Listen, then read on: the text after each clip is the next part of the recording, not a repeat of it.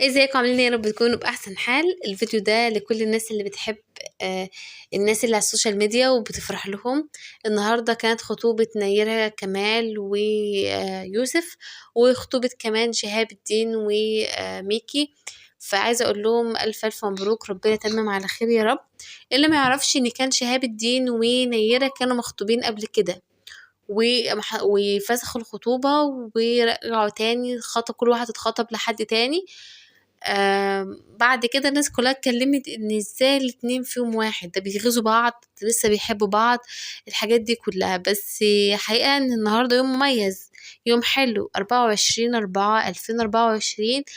يعني التاريخ بيبقى لذيذ كده وحلو، فأكتر الناس سايبين الحاجات دي للمناسبة دي أو للتاريخ ده. مش معنى كده ان كل واحد بيغيظ التاني، يعني يا أخي أكيد يعني مش بالطريقة دي. أكيد مفيش واحد هيخطب علشان يغيظ حد. بس حبيت بس أقول لهم دي أول صور حصرية من الخطوبة، خطوبة شهاب وخطوبة نيرة.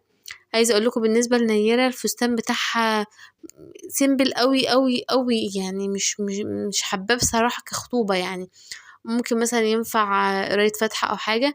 أما بالنسبة للفستان بتاع ميكي لذيذ وتحفة بصراحة. أنا حابة أكتر الفستان بتاع ميكي أكتر من فستان نيرة. كنت متوقعة إن نيرة هتبقى حاجة يعني أحسن من كده، بس هو هادي وسيمبل قوي يعني. ف عايزة تحطوا لايكات للفيديو ده لو انتوا من معجبين نيرة وشهاب.